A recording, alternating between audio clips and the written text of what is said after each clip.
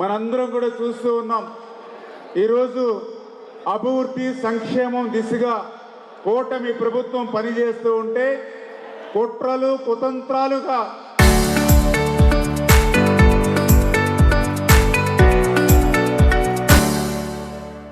ఈవేళ గొడ్డల పార్టీ ఈవేళ రాజకీయాలు చేస్తున్నటువంటి పరిస్థితి ఈ ఆంధ్రప్రదేశ్ రాష్ట్రంలో మనందరం కూడా చూస్తూ ఉన్నాం. నిత్యం అబద్ధాలు అసత్యాలతోటే రాజకీయాలు చేస్తున్నటువంటి గొడ్డలి పార్టీ పట్ల ఈరోజు ప్రజలందరూ కూడా అప్రమత్తంగా ఉండవలసినటువంటి అవసరం ఖచ్చితంగా మనందరి మీద కూడా ఉంది అని విషయాన్ని మీ సందర్భంగా తెలియజేసుకుంటూ ఉన్నా. ఎందుకంటే ఈవేళ మనం అధికారంలోకి వచ్చాం. 2024లో మనం అధికారంలోకి వచ్చే సమయానికి చూస్తే ఆర్థిక పరిస్థితి వెంటిలేటర్ మీద ఉంది.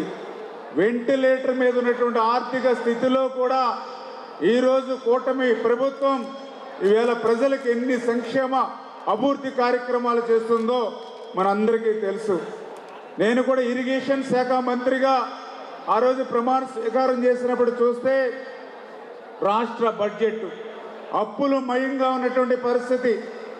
అటు అధికారికంగా కానీ అనధికారికంగా కానీ 14 లక్షల కోట్ల అప్పు 2024లో గొడ్డల పార్టీ మన నెత్తి మీద పెట్టినటువంటి పరిస్థితి. అటువంటి స్థితిలో అటువంటి అప్పు ఈవేళ మీ అందరికీ పంచితే ఒక్కొక్కరికి 2,40,000 వస్తుంది. అంటే ఒక ఇంట్లో ఇద్దరుంటే 4,80,000 వస్తుంది. ఒక ఇంటిలో ముగ్గురుంటే 7,20,000 వస్తుంది. ఒక ఇంటిలో 4 సభ్యులుంటే 10,60,000 వస్తుంది. ఇదేదో స్కీమ్ అనుకుని మా ఇంట్లో ఇద్దరు రాశారు, మా ఇంట్లో 4 ఉన్నారని చెప్తే 10,60,000 అప్పు వాళ్ళ నెత్తి మీదకి వస్తుంది. కానీ ఈరోజు అప్పు మీకు ఎక్కడైనా పంచడం జరిగిందా అని అడుగుతూ ఉన్నాం. మరి ఈ అప్పు భారం ఎవరు భరిస్తూ ఉన్నారు? ఒక పక్కన చంద్రబాబు నాయుడు గారు, మరొక పక్కన పవన్ కళ్యాణ్ గారు, మరొక పక్కన నరేంద్ర మోడీ గారి భారం మోస్తూ ఈవేళ మీ అందరికీ కూడా సంక్షేమాన్ని అభివృద్ధిని ఈవేళ ఈ రాష్ట్రంలో ఇస్తూ ఉన్నారు. 200 రూపాయలు పింఛను ఆ రోజు 2,000 రూపాయలు చేసింది ఆ రోజు చంద్రబాబు నాయుడు గారు. ఆ 2,000 రూపాయలని 3,000 రూపాయలు చేస్తానన్నటువంటి వ్యక్తికి 5 సంవత్సరాలు పట్టింది 1,000 రూపాయలు పెంచడానికి. కానీ మనం మాట ఇచ్చాం.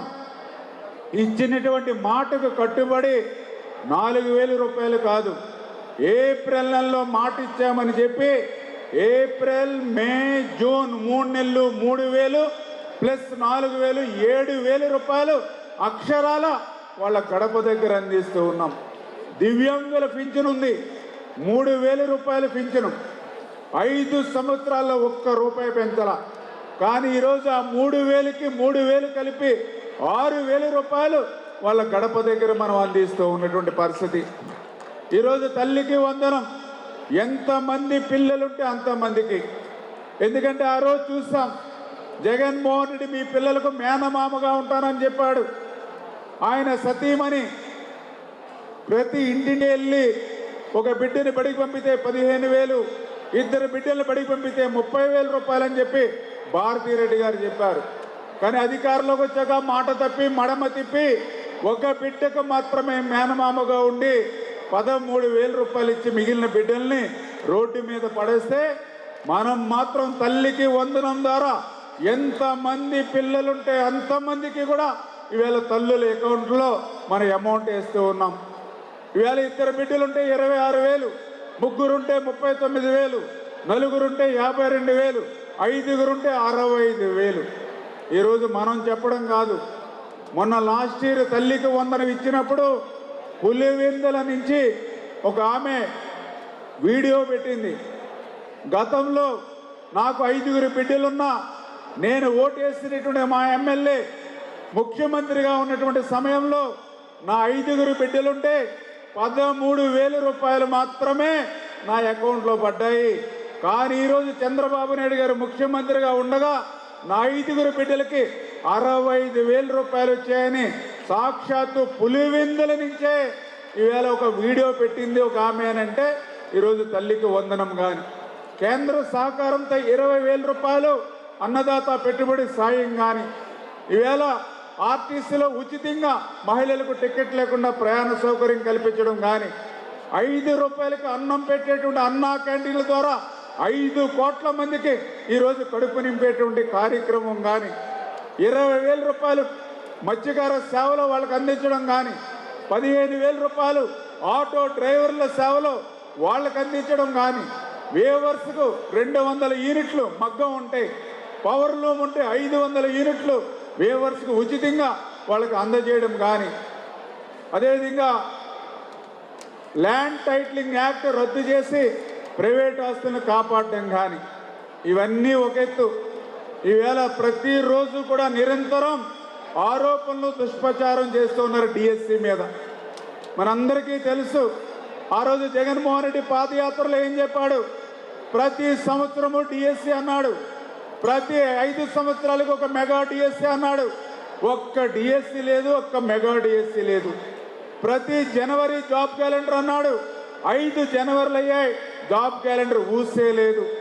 కానీ మన నాయకుడు మాట ఇచ్చాడు, రేపు అధికారులకు వచ్చిన తర్వాత మొట్టమొదటి సంతకం డిఎస్సి మీద పెడతామన్నారు. అధికారంలోకి వచ్చిన వెంటనే మొదటి సంతకం డిఎస్సి మీద పెట్టడమే కాదు, ఆ పెట్టినటువంటి డిఎస్సి నోటిఫికేషన్ వేసి, ఆ డిఎస్సి నోటిఫికేషన్ వేస్తే ఆ రోజే గొడ్డల పార్టీ పురిట్లోనే చంపేయాలనేటువంటి ఆలోచనతో 32 కేసులు వేశారు డిఎస్సిని అడ్డుకోవాలని గొడ్డల పార్టీ. ఆ రోజు పురిట్లోనే చంపేయాలని 32 కేసులు ఆ రోజు గొడ్డల పార్టీ వేస్తే, ఆ 32 కేసుల్ని ఎదుర్కొని నోటిఫికేషన్ ఇచ్చిన తర్వాత మరొక 150 కేసులు గొడ్డల పార్టీ అడ్డుకోవాలని వేస్తే, ఆ 150 కేసుల్ని కూడా ఎదుర్కొని చాలా సక్సెస్ఫుల్గా మరి నారా లోకేష్ బాబు గారి యొక్క సారథ్యంలో 5,77,000 మంది అప్లికేషన్లు పెట్టుకుంటే 3,36,000 మంది పోటీలకు వస్తే 148 రోజుల్లో నోటిఫికేషన్ ఇచ్చిన తర్వాత 148 రోజుల్లో డిఎస్సిని పూర్తి చేసి 16,347 పోస్టులు ఈవేళ పారదర్శకంగా ఈరోజు ఈ ప్రభుత్వం పూర్తి చేస్తే, మరి ఈవేళ గొడ్డల పార్టీ అసత్యాలు అబద్ధాలతోటి అభూత కల్పనలతోటి బురద జల్లేటువంటి కార్యక్రమాన్ని ఈవేళ మనందరం కూడా తిప్పికొట్టవలసిన అవసరం ఉంది. ఎందుకంటే 5 సంవత్సరాలు నీకు అధికారం ఇస్తే, నీకు 151 సీట్లు ఇస్తే, 50% ఓట్లు ఇస్తే, 5 సంవత్సరాల్లో ఒక్క టీచర్ పోస్టు భర్తీ చేయలేనటువంటి నువ్వు ఈరోజు అధికారంలోకి వచ్చినటువంటి మొదటి సంవత్సరంలోనే 16,300 టీచర్ల పోస్టులు ఇచ్చినటువంటి ప్రభుత్వాన్ని మాట్లాడేటువంటి నైతిక అర్హత మీకు ఎక్కడుందని చెప్పి ఈరోజు ప్రశ్నిస్తూ ఉన్నాం. ఈవేళ డిఎస్సి అంటేనే చంద్రబాబు, చంద్రబాబు అంటేనే డిఎస్సి. ఎందుకు ఈ మాట చెప్తూ ఉన్నానంటే, ఆంధ్రప్రదేశ్ రాష్ట్ర చరిత్రలో 2 లక్షల టీచర్ల ఉద్యోగాలు డిఎస్సి ద్వారా ఇచ్చినటువంటి ఏకైక నాయకుడు చంద్రబాబు నాయుడు గారు. 2 లక్షల డిఎస్సి ఉద్యోగాలు ఇచ్చిన నాయకుడు చంద్రబాబు నాయుడు అయితే, ఒక్క టీచర్ పోస్టు కూడా భర్తీ చేయనటువంటి గొడ్డల పార్టీ నాయకుడు ఈవేళ డిఎస్సి గురించి మాట్లాడడానికి ఎక్కడ అర్హవుతుందని చెప్పి, అంటే ఈ రకంగా ఈ 2 సంవత్సరాల్లో ఇంత పెద్ద ఎత్తున అభివృద్ధిని, సంక్షేమాన్ని ఈవేళ ఈ ప్రభుత్వం ముందుకు తీసుకెళ్తున్నటువంటి దశలో మళ్ళీ అబద్ధాలతోటి అసత్యాలతోటి గొడ్డల పార్టీ అధికారంలోకి రావడాన్ని మనందరం కూడా మరి ఎదుర్కోవాల్సినటువంటి పరిస్థితి ఉంది. ఎందుకంటే 2019లో ఒక్క ఛాన్స్ అని చెప్పి ఆ రోజు అధికారంలోకి వస్తే, ప్రజలు నమ్మి ఓటేస్తే 20 సంవత్సరాల పాటు రాష్ట్రాన్ని వెనక్కి తీసుకుపోయారు. ఇప్పుడు కూడా అధికారం లేక, ఎందుకంటే 5 సంవత్సరాల సంపాదనకు అలవాటు పడ్డ చేతులు 5 సంవత్సరాల్లో శాండ్లో కానీ, మైన్లో కానీ, లిక్కర్లో కానీ, ల్యాండ్లో కానీ ఇట్లా కోట్ల రూపాయల లూటీకి అలవాటు పడినటువంటి గొడ్డల పార్టీ మరొకసారి అభూత కల్పనలతోటి మళ్ళీ అధికారంలోకి వస్తే, మళ్ళీ రేపు ఆంధ్రప్రదేశ్ రాష్ట్రం భవిష్యత్ అనేది ఉండదనే విషయాన్ని గుర్తుపెట్టుకుని మనందరం కూడా పనిచేయవలసిన అవసరం ఉంది. ఎందుకంటే నిన్న మొన్న మనం చూస్తూ ఉన్నాం గొడ్డల పార్టీ విన్యాసాలు. అందులో ముఖ్యంగా మళ్ళీ అధికారంలోకి రావాలనేటువంటి వాళ్ళ తాపత్రయం. ఎందుకంటే మనం కూడా చూసాం, మనం కూడా సినిమా అరుంధతి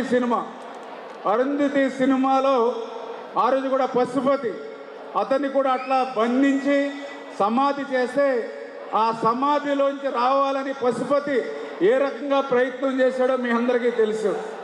మరి అతనికి ఒక్కసారి సమాధిలోంచి బయటకు వచ్చేటువంటి అవకాశం ఇస్తే ఏ రకంగా పశుపతి అరుంధతి సినిమాలో విధ్వంసం చేశాడో మనందరం కూడా చూసాం. అదేవిధంగా మొన్న 2024 ఎన్నికల్లో మనందరం కూడా జగన్మోహన్ రెడ్డి అనేటువంటి భూతాన్ని సీసాలో పెట్టి బెరడా పెట్టి బిగించాం మనందరం కూడా.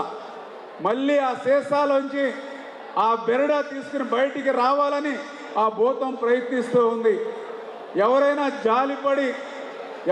జాలిపడి ఆ బెరడా మూత చేస్తే ఆ భూతం ముందు ఆ బెరడా తీసిన వాడిని మింగేస్తుంది.